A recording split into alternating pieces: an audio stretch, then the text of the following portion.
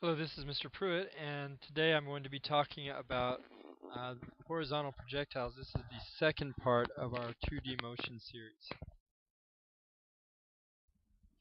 All right, so first we're going to review a little bit, and just remember that a horizontal projectile is an object that is thrown, dropped, or launched with an initial horizontal motion that undergoes downward vertical motion due to gravity. So some examples of this would be like balls rolling off of tables, or packages that are being dropped from airplanes, or water balloons dropped on Mr. Pruitt or Dr. Best's head, or cars flying off cliffs, Thelma and Louise style, like we have here.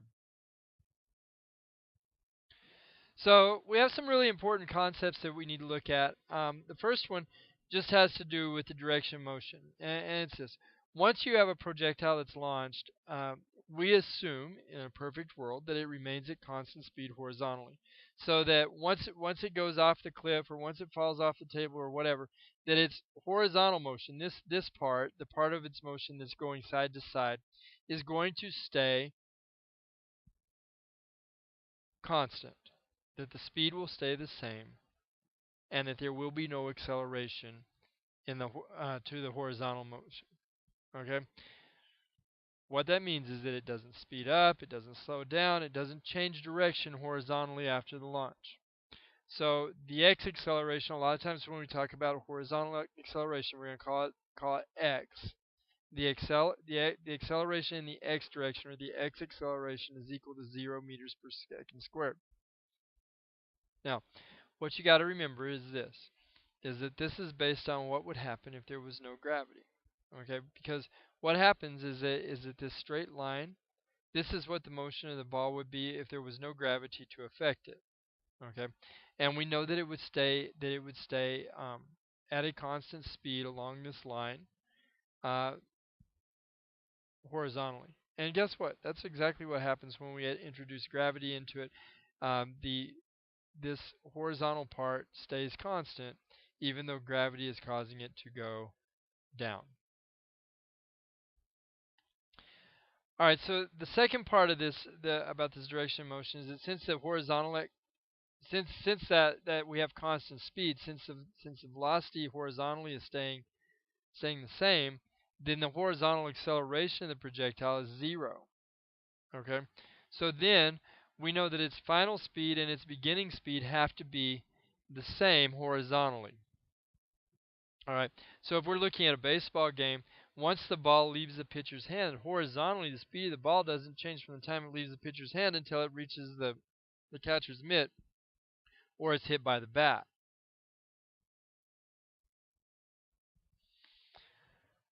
All right. So the other thing is the vertical direction of motion. And remember, we said that it's staying constant from here, staying constant in this horizontal. But guess what?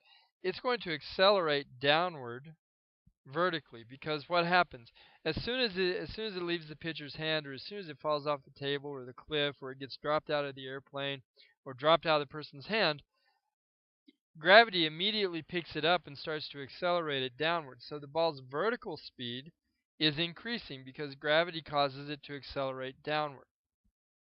All right, so you need to know that its vertical velocity is increasing, and that the rate it's increasing at is the rate of is g, or the acceleration due to gravity, which is negative 9.8. So it's going to continue to get faster and faster as it approaches the ground. Now, what ends up happening is that this constant horizontal motion and this accelerating vertical motion combine to give the appearance of this parabolic arc as it comes down.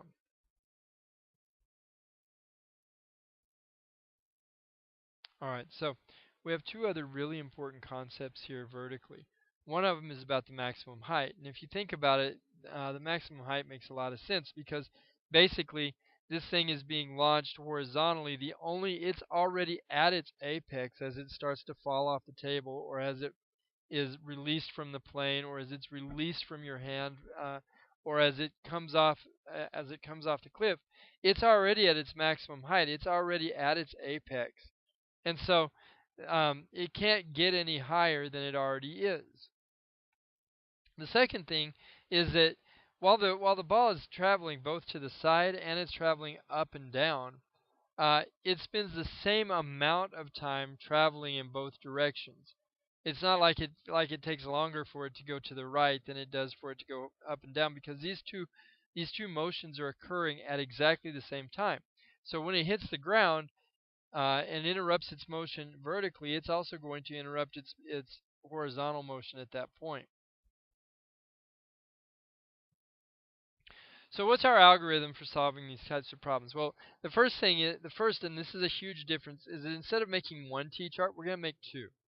Okay, we're going to label the first one X, and that one's going to be for horizontal motion. Then we're going to label the second one Y, and that's going to be for vertical motion.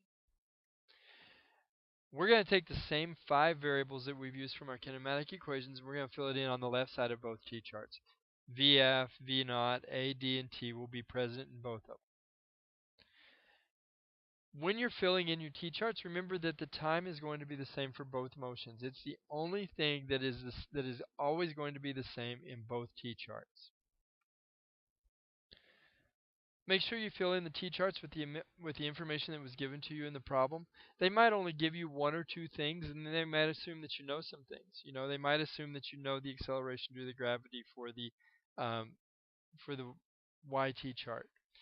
They might assume that you know that the speed when it first came off of the table or first was dropped out of the plane was zero.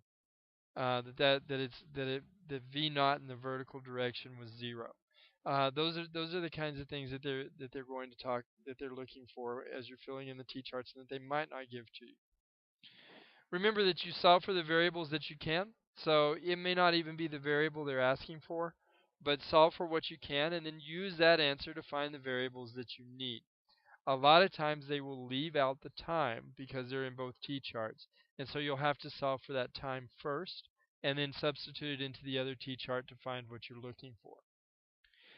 Anyway, I hope this was helpful. There we'll be talking tomorrow in class about we'll be looking at some problems, and I'll also be putting some pixie clips up on my blend space so that you can see what's going on. Have a great day, and I'll talk to you again tomorrow. Bye.